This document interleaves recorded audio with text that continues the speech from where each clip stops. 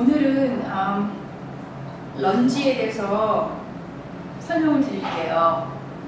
이 런지는 스쿼트하고 해서 정말 쌍벽을 이루는 하체 운동인데요.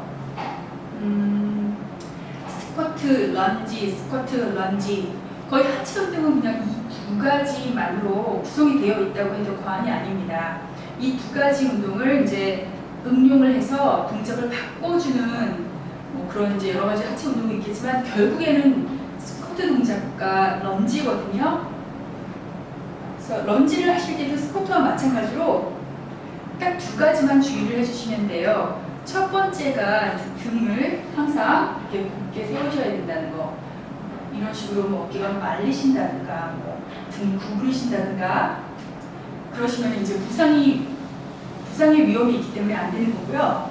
그 다음에 스쿼트에서도 제가 이렇게 앉았을 때 무릎이 발끝보다 나가지 않도록 주의를 해 주시라고 하셨던 것처럼 런지도 마찬가지예요.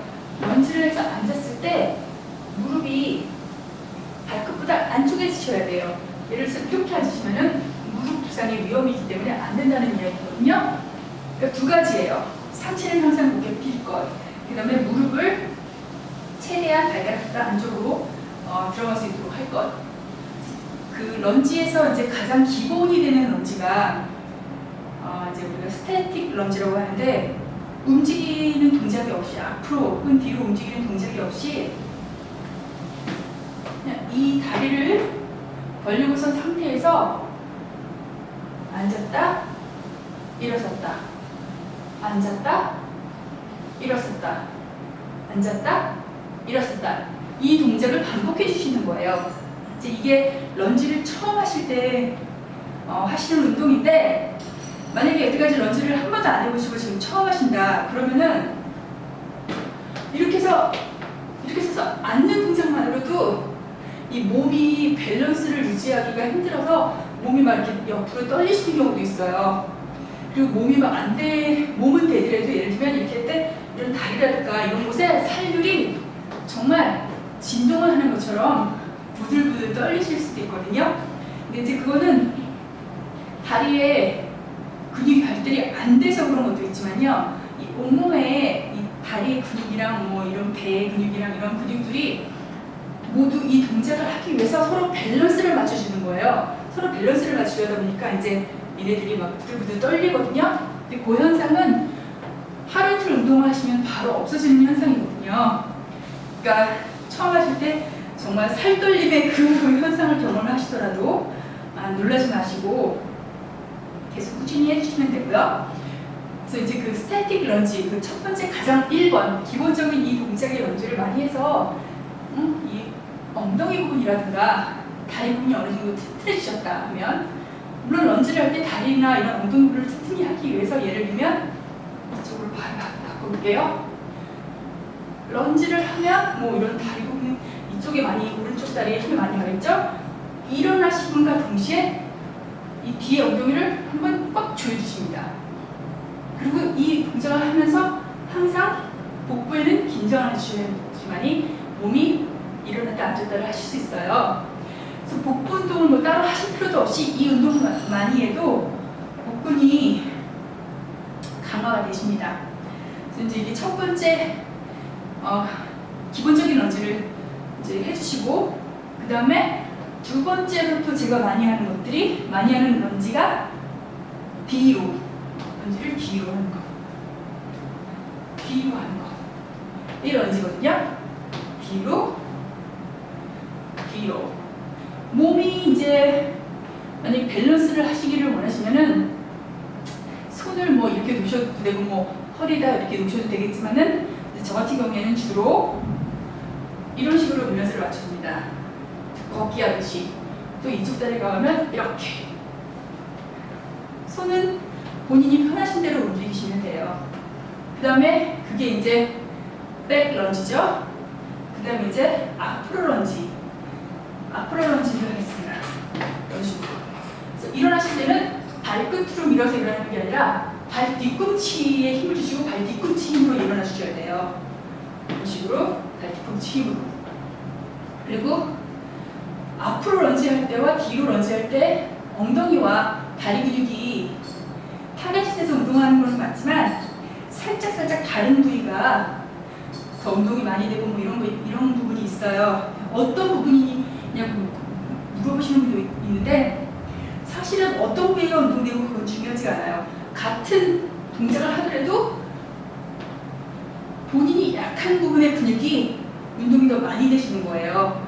그러니까 이런 동작들을 틀린 동작의 런지를 골고루 번갈아 가면서 해줌으로 해서 이제 이 다리 근육이라든가 엉덩이 심지어 종아리까지도 골고루 근육 발달을 시켜주는 거죠.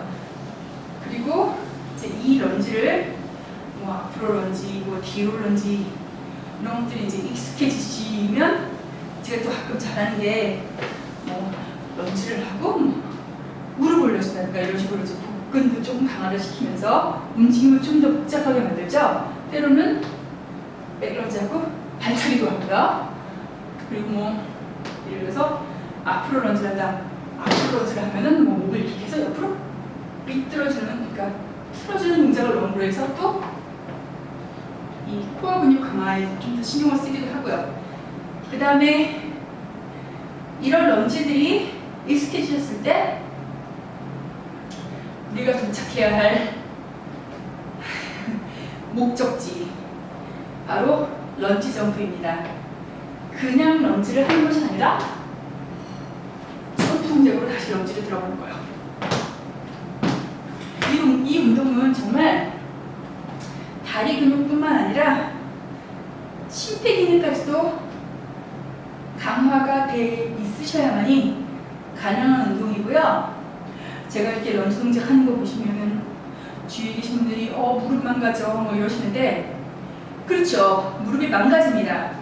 근육이 발달되지 않은 상태에서 갑자기 이런 운동을 하시면. 근데 이런 다리 근육이라든가 이런 하체 근육이 다 발달되는 상태에서 운동을 하시면 무릎에 스트레스가 가지 않아요. 그래서 무릎을 사용하는 게 아니라 다른 그 부위의 근육을 사용하기 때문에 무릎에 무리가 오지 않아요. 그러니까 너무 겁먹지 마시고, 제가 운동 비디오에서 저는 이제 점프 런지를 하더라도 그게 아직 불가능하시면 쉬운 버전으로 이런 버전이라든가 아니면 뭐 백런지라든가 앞으로 런지 하는 거라든가 이런 걸로 바꾸어서 하시면 되겠습니다. 그리고 계속 발전을 하셔서 꼭 점프 런지를 하시는 걸로 그 목적지에 도달하시는 거를 목표로 하시면 될 것 같고요. 그 다음에 여태까지 한 게 이제 일반 런지고, 그 다음에 허벅지 안쪽 살을 빼주고 또 강화시킬 수 있는 사이드 런지도 제가 많이 하죠. 사이드 런지는 몸과 다리가 이제 이렇게 가운데서 있는 상태에서 발을 옆으로 빼주면서 몸이 같이 움직이세요. 그러면서 이쪽 다리를 구부려주시고 이쪽 다리를 펴주십니다. 물론 이때 이 허리와 등허리는 곧게 펴야죠. 이렇게 구부리시면 안 되고요. 이렇게 다시 올라오셔서 방향 바꿔서 이쪽으로 내려가 주시고, 이때도 많이 내려가시고 힘드니까 아직 근육이 발달이 많이 안 돼 계시다면은, 그렇다고 해서 이 운동 안 할 수는 없잖아요. 하실 때 조금만 가세요. 이렇게 조금만 낮게. 이 운동도 10번 이상 되풀이를 하면 굉장히 많이 힘들거든요. 그래서 이제 이게 사이드 런지고요. 사이드 런지를 수백 번 혹은 수천 번을 한 뒤에 근육이 이제 그 사이드 이런 이 무브먼트, 이 동작이 처음에는 좀 많이 어색하실 거예요. 처음 하시는 분들은. 그러니까 이제 이 동작이라든가 이런 것들이 익숙해지시면 역시 우리의 목적지인 점프 동작을 가미하죠. 제가 또 좋아한다고 하면 정말 안 되고 자주 하는 운동. 자기 상태에서 점 이렇게 들어가 주는 운동이죠. 이 사이드 런지 점프를 하실 때는 몸은 가운데 있어요. 그냥 사이드 런지를 하실 때는 몸이 같이 움직이지만 이 동작은 몸은 가만히 두고 발만 왔다 갔다 하는 것이죠. 그래서 이 동작도 하체 운동에 아주 아주 심하게 되고 유산소 운동도 말할 수 없이 되거든요. 제가 가끔은 이 사이드 점프 운동만 12분 내내 이 운동만 하는 경우가 있어요. 근데 이 운동은 제가 한 6개월에 한 번을 하는데 할 때마다 엉덩이의 근육통이 너무 심해서 3일을 제가 못 걷습니다. 이게 이 동작이 보통 많이 안 쓰는 동작이 맞긴 맞나 봐요. 근육통이 많이 오더라고요. 그리고 이렇게 해서 조금 더 근육이 발달이 되면 또 덤벨을 들고 하기도 하는데 제 덤벨을 들고 하는 런지는 그때 이제 제 동영상의 운동이 바뀌는 걸 보시면서 따라 하시면 되겠죠?